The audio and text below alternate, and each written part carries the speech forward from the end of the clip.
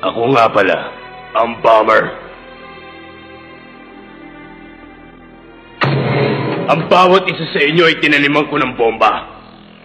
Gusto kong ibigay niyo sa akin ang mga reserve pocket card kapalit ng buhay niyo. Tinatanggap niyo ba ang kondisyon ko? Ay, baliwag ka nga magpatawa! Sinungaling ka!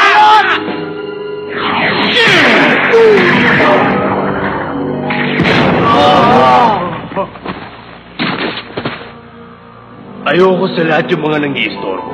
Malamang, iniisip niyo kung paano ko nalagyan ang bawat isa sa inyo ng bomba. Dahil yun sa kakayahan ko na kung tawagin ay countdown. Napagana ko ang bomba sa pagsasabi lang ng isang keyword habang hawak kong isang bahagi ng target na gusto kong pasabugin. Ang keyword ay bomber. Balita ko, nagpakita na naman ng bomber. Nung mga oras na yun, buhat, mag-iingat ka sa bomber.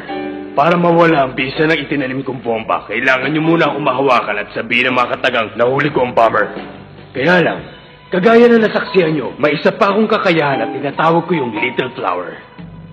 Kaya kong pigilan ang pagkawala ng bisa ng bomba. Kung ayaw nyo maniwala, bakit ninyo subukang alisin? Ito yung bomba! Gumagana na lahat. Marahil iniisip nyo kung bakit ko pinagtutuunan ng pansin ang aking kakayahan. Dahil yun ang hudyat na simula ng mga plano ko.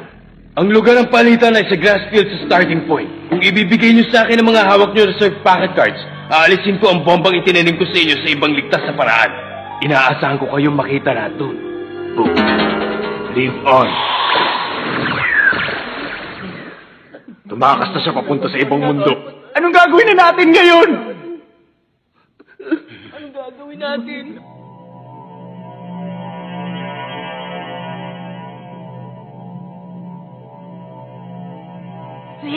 First attack!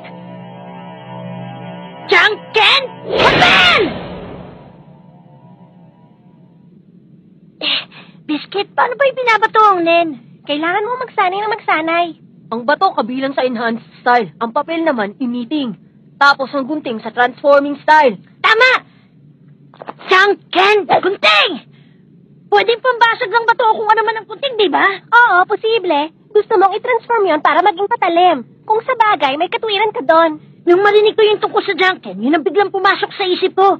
Yun nga lang, kailangan na matinding concentration para maibato ang Nen, hindi ba? Oo, kailangan instinctive na yon sa'yo. Damdamin ang pinakamahalaga para sa special technique ng Nen Power. Inaasahan ko na naman na madidiscover mo ang kapangyarihan yon. At ganun nga ang nangyari. Kaya alam kong ayos lang ang lahat.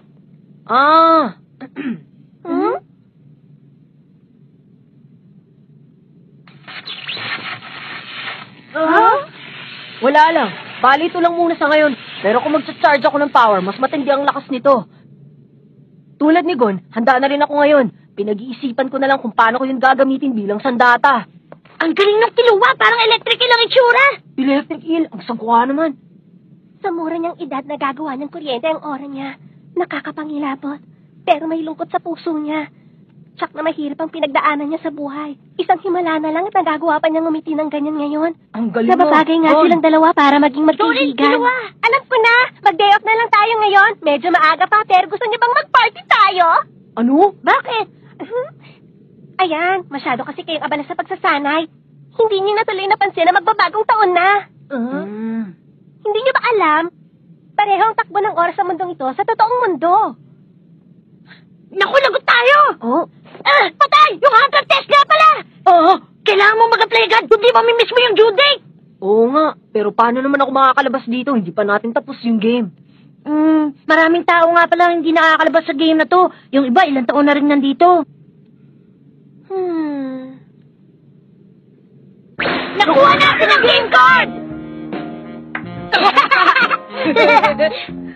Ang dali na pala makuha eh! Para sa karamihan, hindi madaling makuha ang ganong uri ng card. Ibang klase, kahanga-hanga ang husay nila.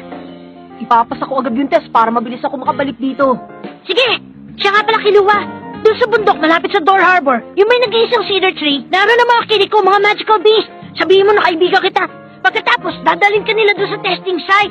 Tandaan mo, dapat may rotation ng training based sa style. Transforming, enhancing, transforming, materializing, at transforming. Oo.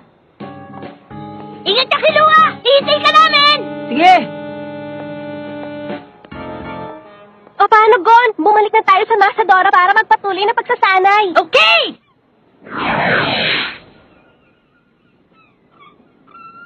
Nakakatuwa. Ngayon nandito na ako sa totoong mundo. Parang ang mundong to hindi totoo.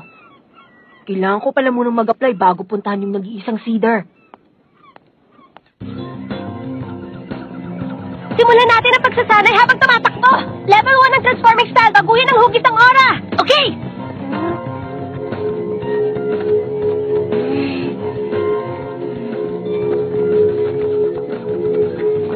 Kung magagawa mo ang 0 hanggang number 9 sa loob ng 1 minuto, malalampasan mo ang level na to.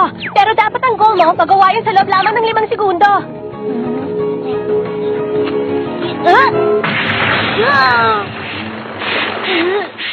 Huwag mo kalilimutang tumingin sa dinaraanan mo. Salamat, ha.